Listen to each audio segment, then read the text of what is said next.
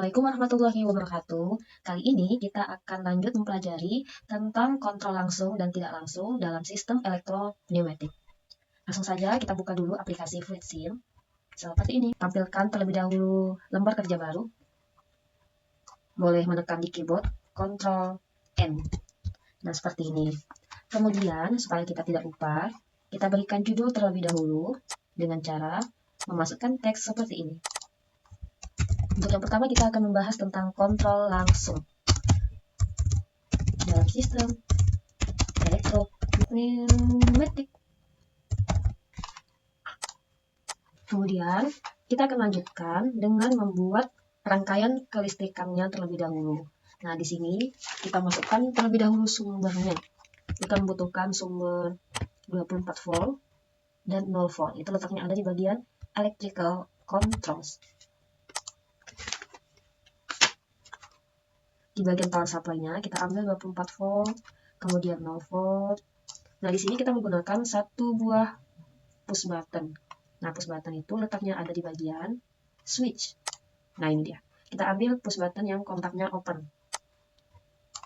Karena di sini kontrol langsung, kita akan mencari solenoid.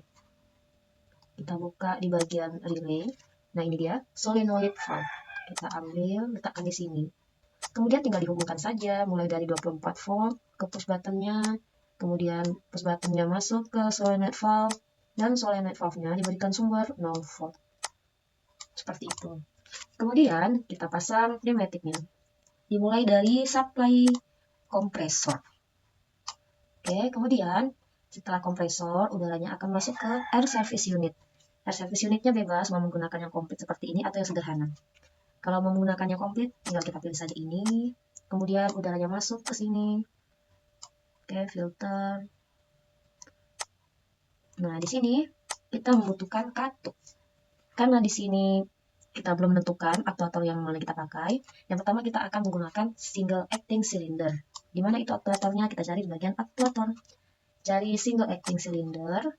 Nah, single acting cylinder ini biasanya menggunakan katup 3/2. Kita cari katupnya di bagian valve. Oke. Kemudian kita buka saja yang ini, yang sederhana ya. Nanti kita tentukan sendiri. 3/2 ya, 3/n kita ambil. Nah, sekarang kita tentukan. Karena di sini tadi kontrol langsungnya kita hanya menggunakan satu buah solenoid valve. Jadi solenoid ini nanti tujuannya akan kita buat untuk membuat si silindernya ini bergerak maju ke depan pistonnya. Berarti nanti di bagian sini kita akan membutuhkan elektrikalnya berupa solenoid. Kita pasang solenoid di sisi kiri karena kita ingin memberikan udara untuk mendorong si silinder ini maju. Nah, di sini kita masukkan dulu nih bagian angka 1 untuk udara masuk ya. Oke, kemudian udaranya masuk, kemudian dia akan menuju ke aktuator ini. Oke, jangan lupa untuk udara pembuangannya kita beri peredam. Nah, apakah ini sudah selesai? Tentu belum. Kenapa? Karena di bagian solenoid ini kita harus memberikan label. Terserah labelnya apa saja. Supaya mudah kita berikan huruf solenoid ya, berarti sol. Kita singkat dengan SOL. Oke, jika kita memberikan nama sol di sudut ini, maka di elektrikalnya itu harus sama. SOL juga. Apa tujuannya? Agar ketika elektrikal kita tekan, arus kan langsung masuk ke solenoid ini. Jika kita memberikan label nama yang berbeda dengan solenoid yang di bagian pneumatik, maka dia tidak akan terhubung. Sekarang kita simulasikan dulu yang ini. Kita jalankan push buttonnya kita tekan, arus langsung masuk ke solenoid valve, dan solenoid valve yang di sini tadi, yang di bagian katup ini, dapat listrik ya kan, kemudian akan membuka si katup ini untuk mengalirkan udara ke aktuator yang single acting cylinder ini. Nah, sekarang kita coba, apa yang terjadi jika pelabelan namanya tidak sama. Contoh, di bagian elektrikal, solnya huruf O ini kita ganti dengan 0. Kita lihat ya, apakah terjadi perbedaan? Nah, kira-kira begitu. Jadi kalau kita membuat rangkaian di elektrikal dan di bagian pneumatik ini, itu harus sama labelnya. Agar tujuan yang kita capai juga sama dengan benda yang mau kita gerakkan. Seperti itu. Kita kembalikan lagi ke huruf O ya. Untuk push buttonnya, kita juga bisa beri label. Tinggal kita double klik saja di sini. Biasanya kita menggunakan S1 ya, karena S itu switch. Mau dibuat apapun juga tidak masalah. Karena ini tidak ada pengaruhnya nanti untuk label nama di bagian push button. Oke, selesai. Ini untuk kontrol langsung. Untuk kontrol langsung yang mana? Kontrol langsung single acting cylinder. Kita beri nama dulu supaya tidak salah. Single acting cylinder. Kita berikan tulisannya lebih tebal dari kawannya. Oke, seperti ini ya. Oke, ada tadi satu hal yang terlupa. Tadi di bagian katup 3/2, di aktuasi di sisi kiri itu kita berikan berupa solenoid. Nah, untuk di sisi kanan aktuasinya kita berikan berupa spring untuk dia balik. Oke ya, jadi nanti dia mundur, si silinder single acting ini mundur karena adanya spring di sini ya. Oke, kita coba lagi. Oke, seperti itu ya. Kita lanjut. Selanjutnya yang double acting cylinder, kita berikan teks lagi di sini. Double acting cylinder. Warnanya kita ganti jadi lebih tebal. Oke, double acting. Selanjutnya, kita buat dulu bagian pneumatiknya.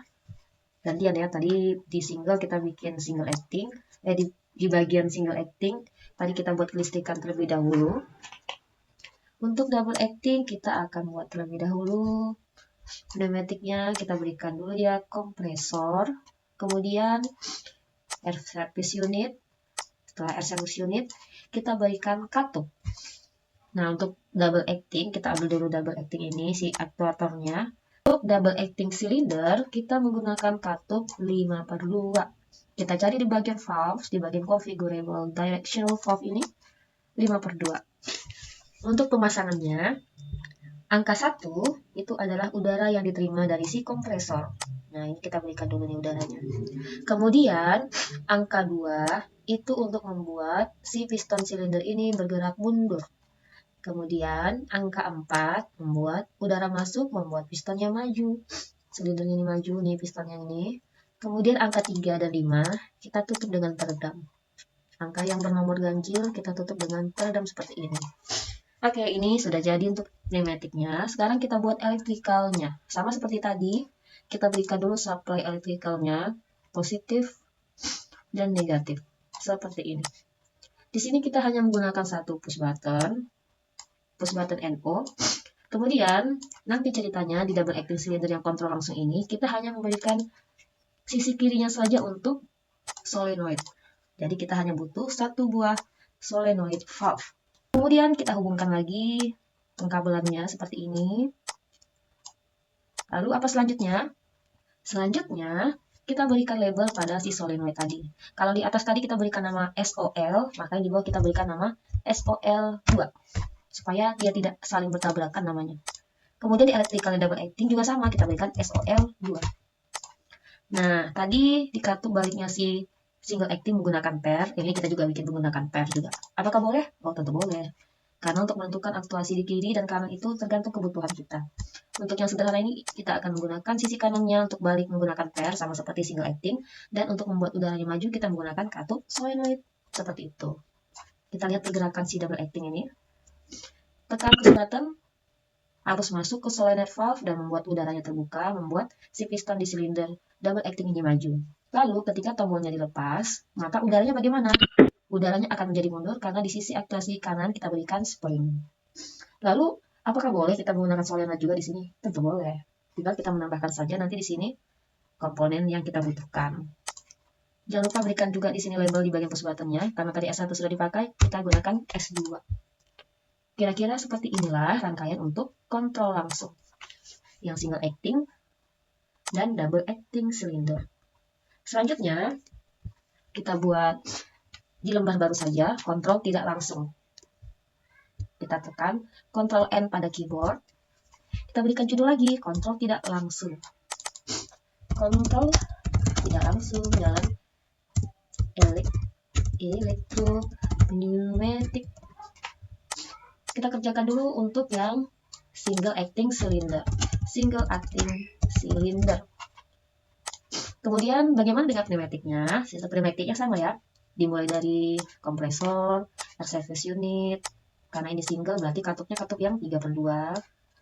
3/2 ada di mana? Di bagian valve. Ini valve ya. Kemudian kita berikan udara di angka 1. Angka 3-nya dikasih peredam. Kemudian kita cari single acting. Tinggal kita berikan udara yang di nomor 2 ini ke single acting. Lalu, kita juga sisi kirinya menggunakan solenoid, sisi kanannya kita gunakan spring. Karena ini lembarnya baru, maka tidak masalah kita menggunakan lembar yang sama dengan yang sebelumnya tadi. Lalu kelistrikannya bagaimana? Apa sih yang membedakannya? Nah, ini dia. Yang sama adalah dia sama-sama menggunakan sumber DC, dia sama-sama menggunakan solenoid valve, nah ya, solenoid valve, dan dia juga sama menggunakan push button. Yang membedakannya adalah dia harus melewati sebuah relay. Nah, relay yang mana kita gunakan? Ini dia relay. Relay ini letaknya sama dengan si solenoid valve, kita ambil dan kita letakkan di sini. Solenoid valve-nya kita beri nama SOL, push button-nya kita beri nama S1. Nah, relay ini, karena kita baru pertama kali menggunakan, kita berikan saja huruf R1, supaya lebih mudah. Lalu, bagaimana cara menghubungkannya? Keluaran push button-nya masuk ke coilnya relay, dan jangan lupa berikan 0 volt. Lalu, solenoid-nya kita berikan 0 volt. Nah, disinilah letaknya nanti perbedaannya, yang dibilang kontrol tidak langsung. Nah, ini harus kita berikan melalui kontak normally open-nya si relay. Bagaimana cara membuatnya? Tinggal kita cari di bagian switch, bagian make switch, kontak open, kita letakkan di sini. Kemudian kita hubungkan seperti ini.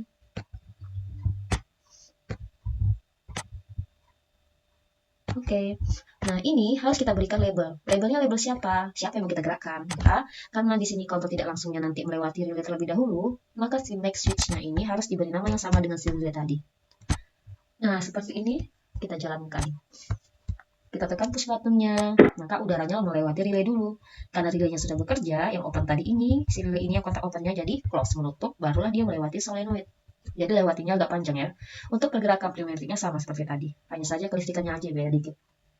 Kalau kita lepas push button-nya, ya dia akan mundur sendiri menggunakan spring pembalik tadi. Itu untuk single acting cylinder. Selanjutnya, kita akan membuat yang double acting cylinder. Kira-kira bagaimana cara membuatnya? Kita berikan dulu judulnya untuk pembatas. Double acting cylinder. Cylinder. Oke. Kayak gini ya. Nah, untuk pneumatic si double acting cylinder ini sama saja dengan yang tadi kita buat. Kemudian katupnya katup 5/2 karena dia double acting ya. 5/2 seperti ini, kita hubungkan angka satunya ke air service unit. Kemudian double acting-nya kita tarik dulu. Dari mana dia? Mana dia? Oke, ini ya. Lalu 4-nya terletakkan di ujung belakang, 2-nya di ujung depan.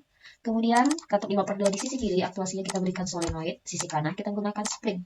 Lalu kita beri langsung saja label dengan nama yang sama dengan sebelumnya. Karena ini lembarnya lembar kerja yang berbeda, jadi tidak masalah. Kalau lembar kerjanya sama, ini tidak disarankan karena pasti akan error. Kemudian kita buat kelistrikannya. Nah, kelistrikannya, karena solenoidnya cuma satu, maka relaynya juga satu. Jadi sama persis seperti ini sebenarnya. Supaya lebih mudah, kita copy saja ya di atas ini. Kita copy, lalu kita pindahkan ke sini. Nah, ketika kita mengcopy, perhatikan. Karena ini lembar kerjanya baru, maka huruf ini tidak bisa digunakan bersamaan. Dia akan seperti ini kalau kita simulasikan. Jadi, kita ganti dulu nama si R1 ini menjadi R2. Si solenoid ini tadi kita berikan nama Sol2. Sol_2. Kalau ingin memberikan nama yang lain juga nggak masalah. Nah, apakah ini bisa bekerja? Berdasarkan gambar ini sih sepertinya tidak ya, karena akan ada masalah di sini. Kita tekan S1. Oh ya, S1-nya masih sama ya, kita berikan nama yang berbeda biar nggak gerak dia barengan. Kemudian kita tekan Start. S2 kita tekan, tidak terjadi apa-apa. Kenapa? Karena terjadi kesalahan di sini. Nah, ini tadi ya, perbedaan label itu akan mempengaruhi pergerakan silinder karena dia salah ya. Jadi di sini kalau kita menggunakan coilnya huruf R2, maka kontaknya juga harus R2. Kenapa? Kalau tidak ya seperti ini dia. Jadi tinggal kita ganti saja di sini R2. Lalu kita simulasikan kembali. Apakah double act-nya bergerak? Ya, bergerak deh ya. Berarti tadi permasalahannya ada di sini. Oke. Kemudian kalau kita lepas, pistonnya akan mundur karena tadi di kartu 5/2 kita berikan pair. Jika kita ingin mengganti si pair ini menjadi solenoid valve, itu boleh. Tinggal merubah atau menambah komponen di sini. Karena solenoidnya 2, berarti relaynya juga 2, solenoidnya juga 2 di sini. Kira-kira seperti itu untuk kontrol tidak langsung single acting, di mana katupnya yang di aktuasi sebelah kiri kita berikan solenoid, di sebelah kanannya spring, double acting juga demikian. Ini adalah tugasnya. Buatkan sebuah rangkaian berdasarkan soal cerita ini.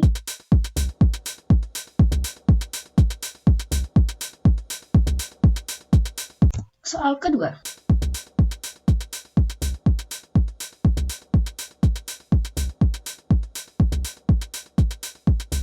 Jadi seperti itu tugasnya, selamat mengerjakan.